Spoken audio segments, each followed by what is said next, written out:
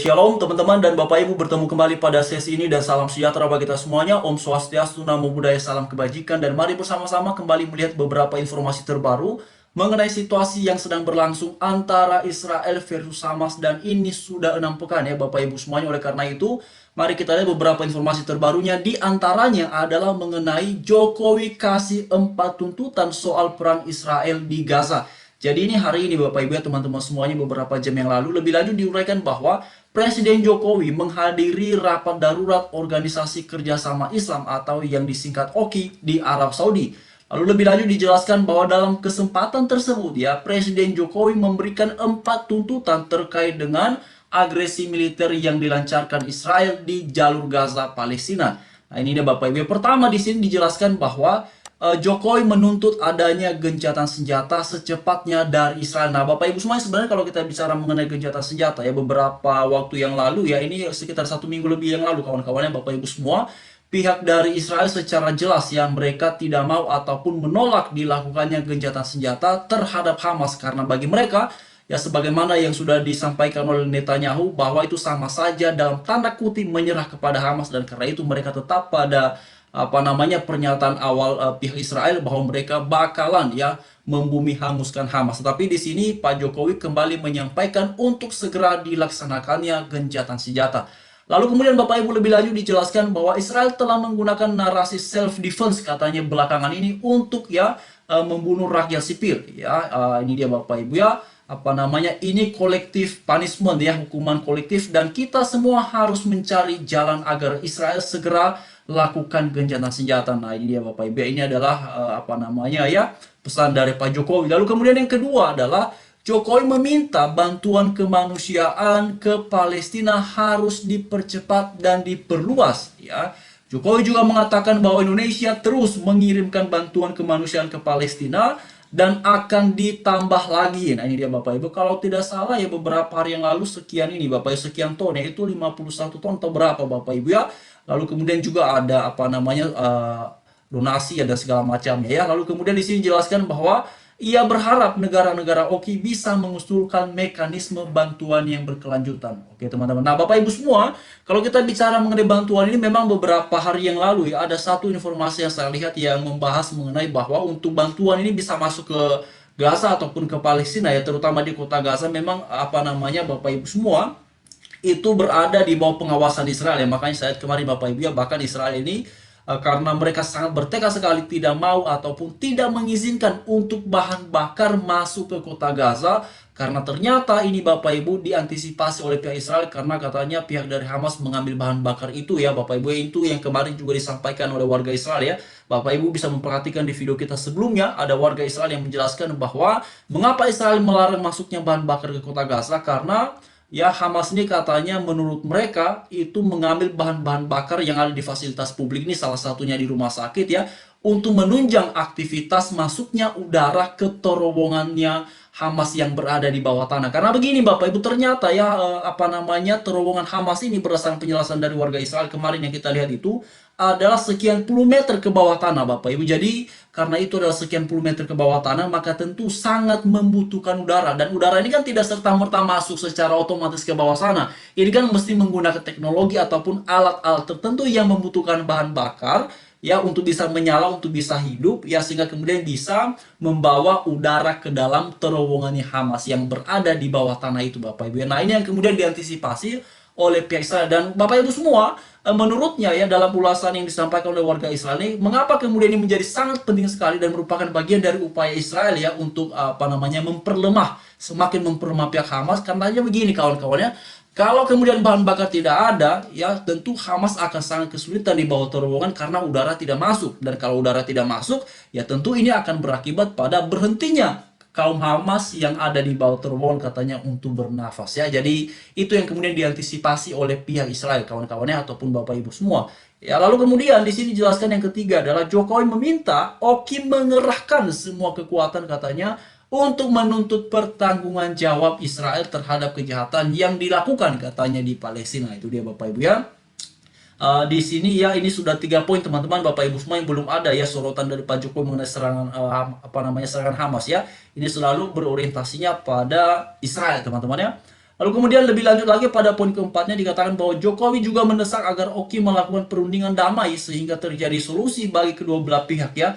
Ia menolak pemikiran solusi untuk satu negara atau one state nation solution ya, karena menurutnya pasti mengorbankan Palestina. Jadi Bapak Ibu semua, karena beberapa hari yang lalu ini kan juga ramai ya teman-teman ya, ada penjelasan dari Benyamin Netanyahu sebagai Perdana Menteri Israel yang mengatakan bahwa usai perang ini yang mereka melakukan perlawanan terhadap Hamas, Israel berencana untuk mengambil alih keamanan di kota Gaza, Bapak Ibu ya.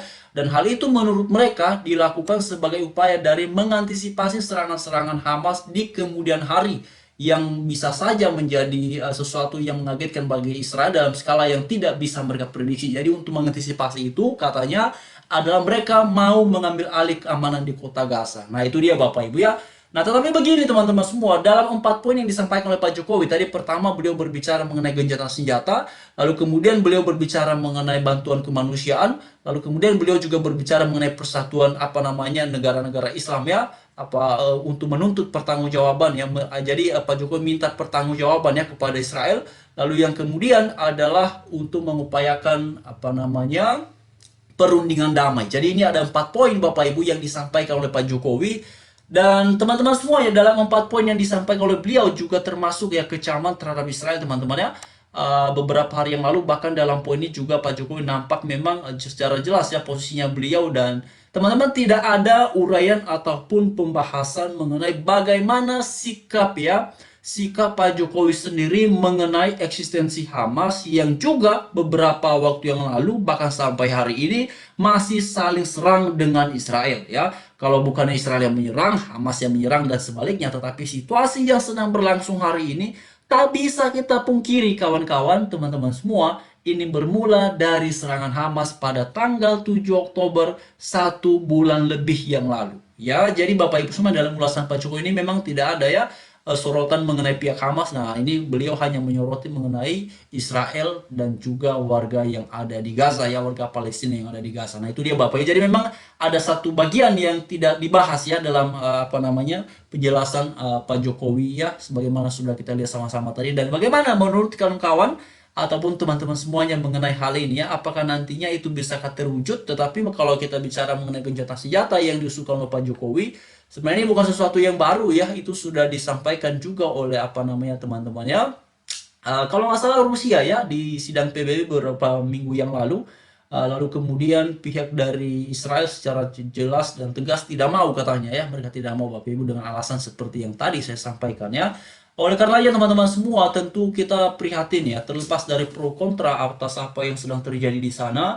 Kita tentu prihatin atas apa yang kemudian menimpa warga yang tidak bersalah ataupun warga yang tidak berdosa atas situasi yang semakin mencekam ini. Dan ya ini Bapak Ibu, makanya sebenarnya penting sekali melihat situasi yang sedang berlangsung di sana secara komprehensif ya, secara menyeluruh.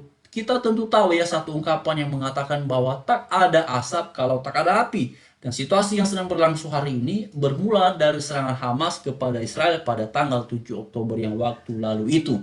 Jadi itu dia Bapak Ibu ya, teman-teman semua, yang sedang terjadi, yang sedang berlangsung. Dan saya tidak tahu ya teman-teman di sini apakah berpihaknya kepada Israel ataupun berpihaknya kepada Hamas dan segala macamnya. Ya bagi saya itu kembali kepada masing-masing kita, tapi yang lebih utama adalah memberikan perhatian terhadap kemanusiaan, baik yang ada di Gaza maupun yang ada di Israel teman-teman. Karena saya dengar Bapak Ibu ya, ternyata masih ada sandera ya, masih ada warga Israel yang disandera oleh pihak Hamas kawan-kawan. Jadi itu sebabnya agak lucu ya ketika beberapa hari yang lalu muncul opini bahwa ini aksi-aksi Hamas katanya melindungi warga Israel Bapak Ibu ya. Tapi setelah dilindungi kok dijadikannya statusnya adalah sandera teman-teman ya. Ya kalau mau melindungi mah sederhana saja, kembalikan ke rumahnya, kembalikan ke tempat asalnya, selesai kan? Bukan malah ditahan di sana Bapak Ibu. Jadi memang itulah situasi. Jadi memang muncul opini-opini yang mungkin saja ini adalah bentuk propaganda, bentuk upaya mempengaruhi opini publik dan segala macam. Itulah yang terjadi Bapak Ibu ya beberapa waktu belakangan, dan itu sudah sangat terbukti di ruang publik kita sendiri di Indonesia. Itu reaksinya luar biasa sekali sampai pada seruan-seruan memboikot produk tertentu ya. Itu sudah banyak sekali Bapak Ibu ya. Ada juga yang pro dan kontra mengenai situasi tersebut ya. Tapi ya teman-teman, itu kembali kepada masing-masingnya. Kalau saya tetap konsisten pada apa yang saya sampaikan sebelum-sebelumnya, bahwa mari terus kita melihat ini dalam konteks perspektif kemanusiaan dengan menyampaikan apa adanya, bukan ada apanya. Jangan sampai kita bicara-bicara mengenai kemanusiaan, tapi sebenarnya ini disertai dengan keberpihakannya. Kalau Israel menyerang, dikecam. Kalau Hamas menyerang, tepuk tangan. Nah, ini kan tidak fair kawan-kawannya.